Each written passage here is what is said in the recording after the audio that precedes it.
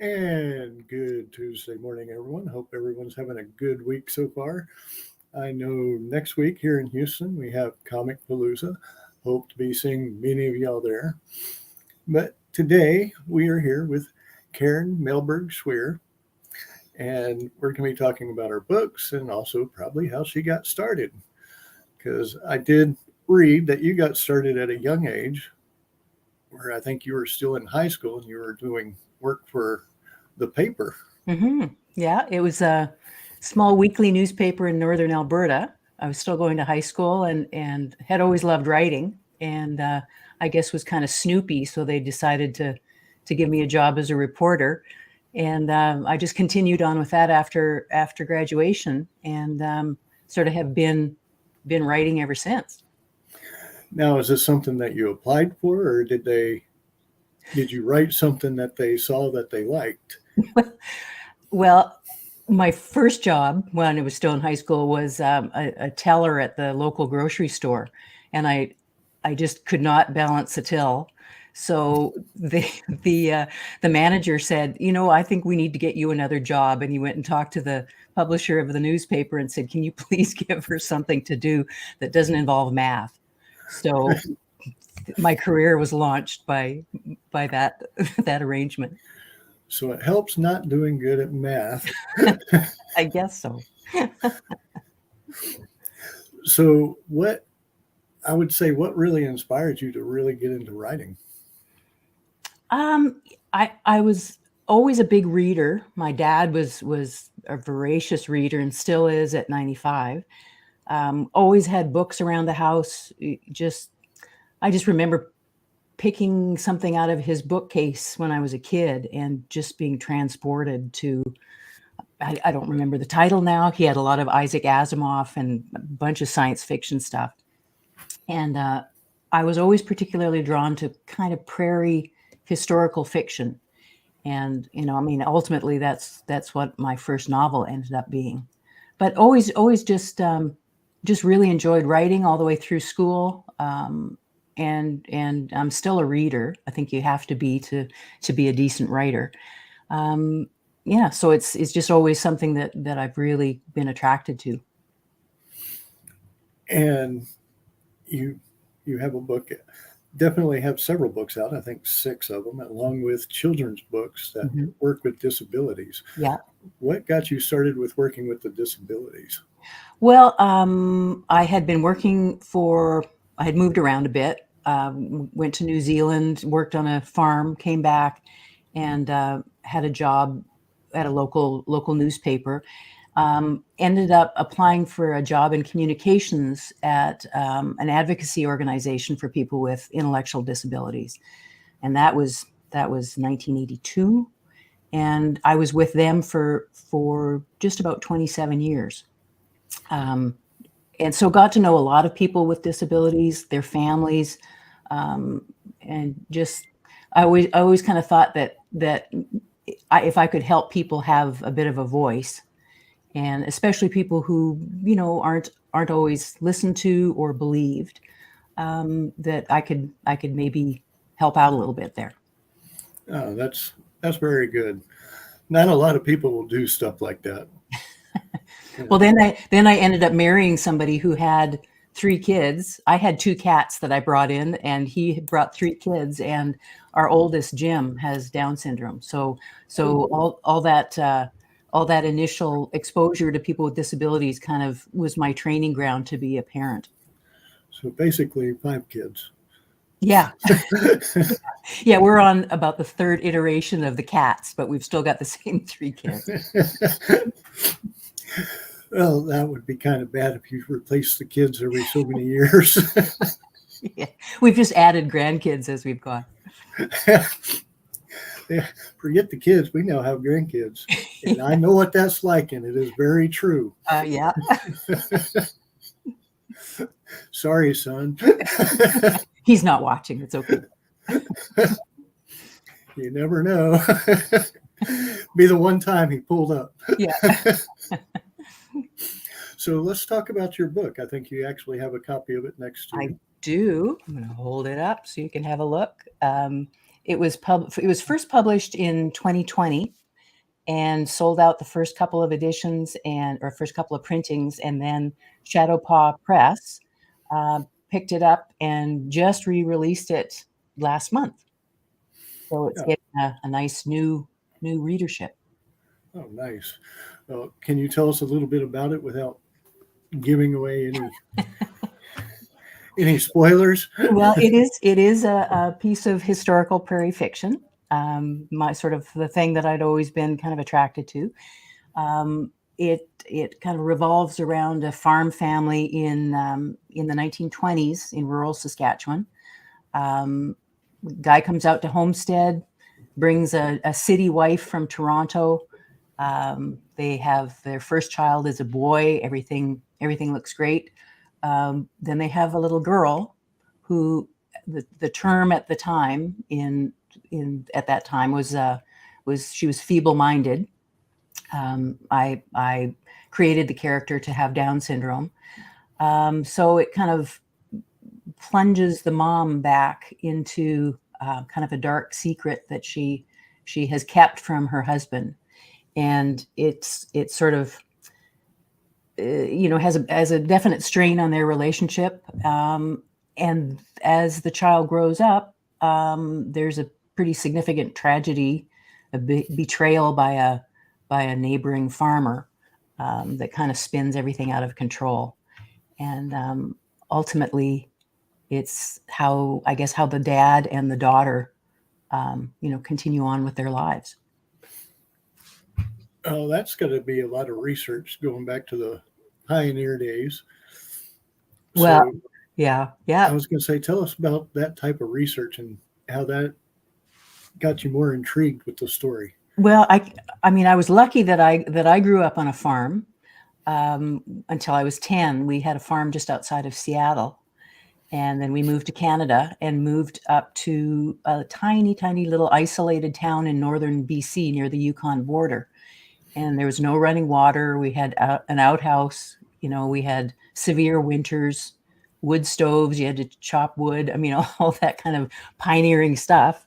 And then we ended up moving to another farm in northern Alberta.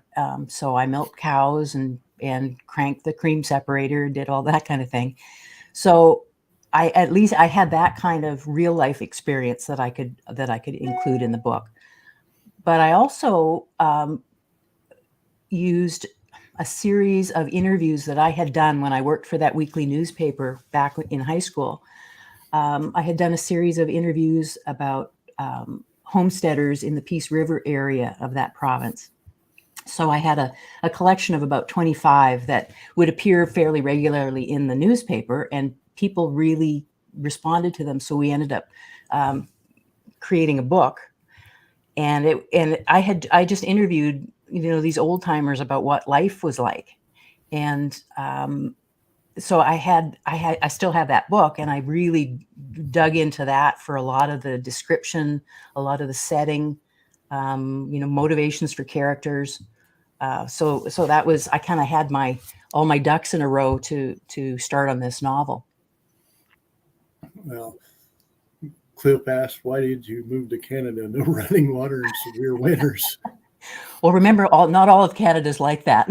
But my dad and mom were sort of very eccentric hippie types who moved north. Dad used to be a bush pilot up in the Yukon and Alaska in the 1950s, 40s and 50s, and had always been drawn to go back up there. And so he found this tiny little town, and the family went. That was in 1969. I was going to say, I don't think you had the choice, though. No, I was 9. I just got in the car and went.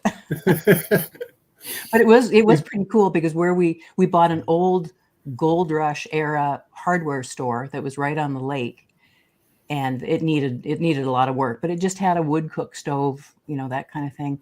And my favorite part was about a block away, the park ranger had a little wolf pup.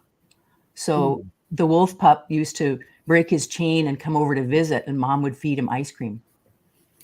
That would probably be my favorite part too. Oh, it was cool. He'd visit for a while, have his ice cream, and then I'd have to take him back, and they did, we could take him back to his own. Hey, you didn't have. Well, yeah. You did. Yeah, I guess I had to. He was a park ranger, so yeah, you did. Yeah, and I tried to figure out a way I could work him into the novel, but the closest I got was coyotes. Yeah, they're not really the same, but no, but it's sort of a little nod to the wolf. Yeah, I was going to say coyotes are more known for scavenger, and wolves are more known for hunting. Yes, that's true. Or ice cream. Or ice cream. Yeah. Hope it was vanilla. Yeah, actually, it was. Yes. So, sorry. So where can people find you at? Well, my website is just KarinSchwier.com. But there's also the Shadowpaw Press website at shadowpawpress.com. And there's an author link where people can find out some information about all the Shadowpaw authors. I was going to say, I know it's overseas, so I don't know how that would work, but well, they call it overseas, international shipping. But if people wanted to get a signed copy. Oh, signed copy. How could they do that? Well, I think they could check with the publisher, and we could figure out something. That would be cool. All our kids live in California, so maybe next visit I could mule a couple of copies across the border. There you go. But like, surprisingly, you said earlier it's 91 there today? Yeah, it's 31 Celsius, so I'm not really sure what that works out to, but it's 31 today, and in January it's minus 31. So those extreme temperatures have been something that I've lived with for a long time. I think, like I said earlier, I think our high is 84. So, but we've just had a lot of rain, so it's going to be very humid with that 84. Ooh. See, that's what they say about Saskatoon and Saskatchewan, that in the winter, even though it's 30 below, it's a dry cold. It's a dry cold. I'm trying to picture that now. A dry cold. Dry ice. There we go. Yeah. The when you walk outside in the winter and the snow squeaks, that there's not much moisture in it. Now, before we do go, do you have a series of books also? Well, glad you mentioned that, because when I first did Small Reckonings, the editor I had at the time pulled off about the last 50 pages or so, and she said, "This will be your second novel." And I thought she was crazy at the time, because I thought this is my first work of fiction, and I'm struggling to get it done. But I've since been working on the sequel, and it's kind of based on a big twist to what happens in the first novel, and it's also based on a true story. The original farmer who told me the first true story came back and visited me in the spring of 2021, and I said, "Hank, could you just tell me the story again? I want to record it." And so he started off, and about 10 minutes into it, he said, he dropped this bit of information, and I said, "You never told me that before when you told me the first story." And he said, "Oh, didn't I? That was what we all thought happened." And had he told me that, the first novel wouldn't have been what it is. But now the twist is the sequel. So definitely, everybody, go check her out at KarenSchwier.com, or I'm trying to recall the name of the press. I don't want to get in trouble. Shadow Paw Press. Shadow Paw Press. Yeah. So, and that's at .com also. Right. But want to thank you for coming on the show today. Oh, it was fun. Pleasure having you. Thank you so much. And look forward to hearing about the new book. Yeah, well, and if I ever get to Houston, I'll bring you a copy of this one. Oh, definitely. Definitely. We'll swap books. There you go. Okay, perfect. Good. Thanks. Right. But everybody, if you're just tuning into the show, check us out on YouTube. Push the subscribe button and the bell for notifications. We have usually 2 shows every Tuesday, and then we have our main show usually Thursday, Friday, or Saturday, depending on our guests' dates.